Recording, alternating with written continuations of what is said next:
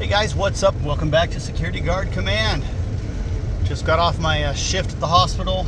Kind of worried about tomorrow's shift because yesterday was a little busy, but nothing crazy. And today, the most exciting thing that I had going on today was door unlocks. Literally nothing happened on the shift today. 2 days with almost nothing happening. Got me a little spooked. Expecting a full and busy shift tomorrow just because everything has a balance to it. So anyway, a while back, maybe what's it been now? Maybe a month ago, I took a new position at the hospital as security lead for my shift. And it's been a learning experience. It's been interesting, and I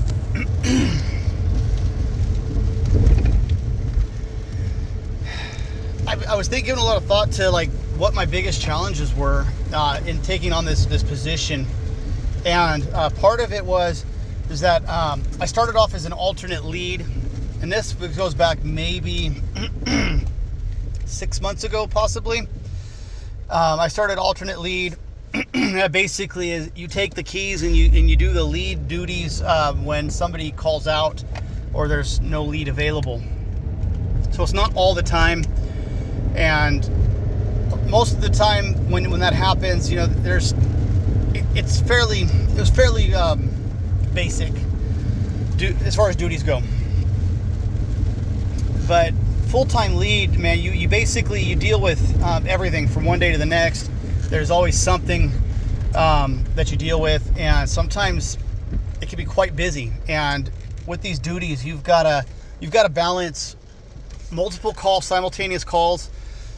Calls could be anything from going to a room on the floors and picking up an expired patient and bringing them down to the morgue, making sure that all other officers are getting their breaks.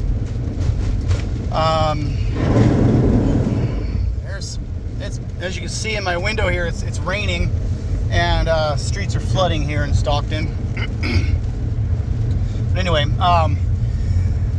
you know, you got to do lockups at certain times, certain days. You got to lock doors, check doors. You got to do your rounds, and you got to check on the floors, check with charge nurse on each department, see how things are going. You got to look for inmates that are patients and find out where they're at, and then document it as well.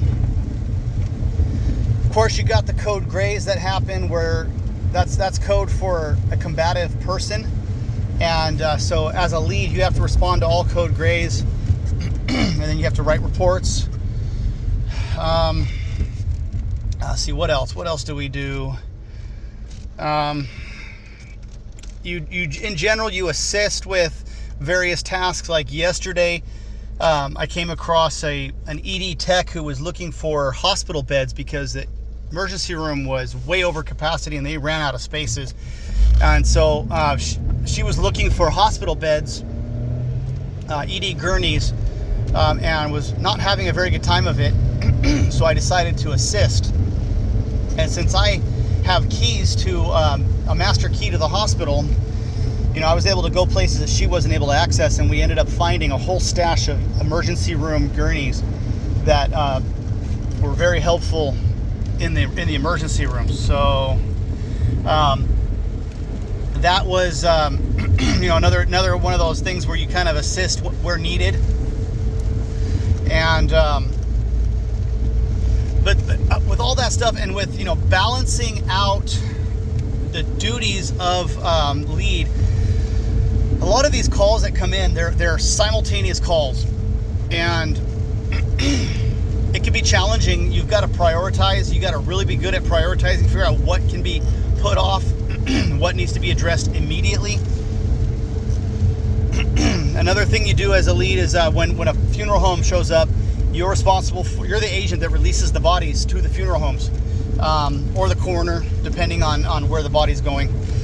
And so obviously, if you've got a funeral home that's there to pick up a body, that's a little bit of a higher priority. But then if you get a code gray, you have to respond to that code gray first. And sometimes those code grays can last quite a while.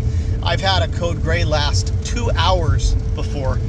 And realistically, that shouldn't happen.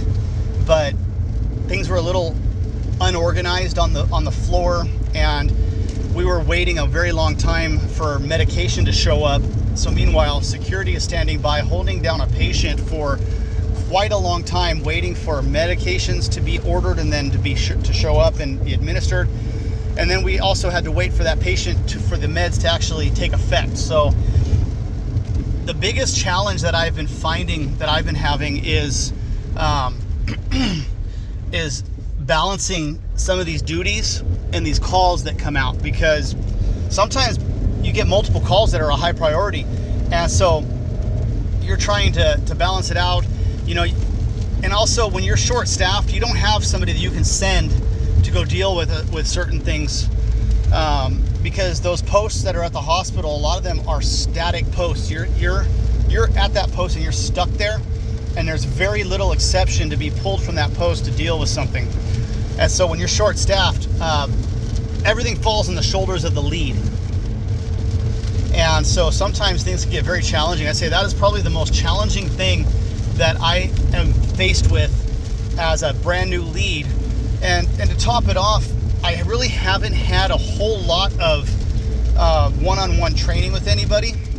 I have a general understanding of the job duties, but some of the times I get calls for things that I haven't done before, and so I'm kind of having to use common sense and wing it a little bit, you know, and ask some people who may know, you know, what the procedures are on things.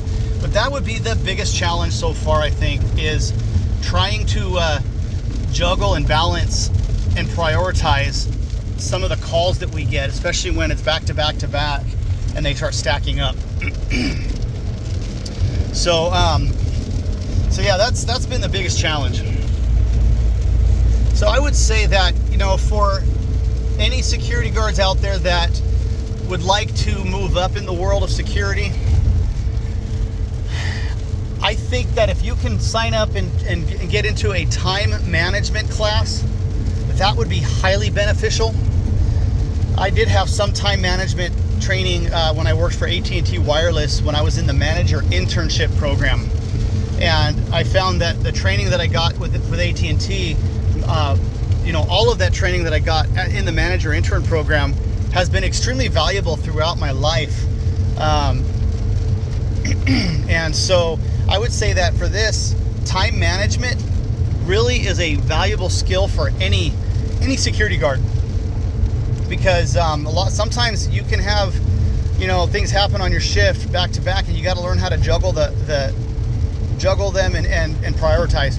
So yeah, I would recommend time management as a course that could be valuable. You know, there might be some courses that you could do online, and I might even in the future do some research and dive into the topic and maybe try to put together a video on some time management basics. I know that one of the things that I've been thinking about doing is, for those of you who have to manage emails for work, there are some tips and tricks that I have for managing emails while at work, and some proven tactics for, you know, keeping your inbox clean and organized. So anyway, all right, guys, that's all I got for tonight. Just wanted to throw that out there, you know, about, you know, the lead position at the hospital, and really, I mean, it could apply to any security, but hospitals can be very busy places, especially for security.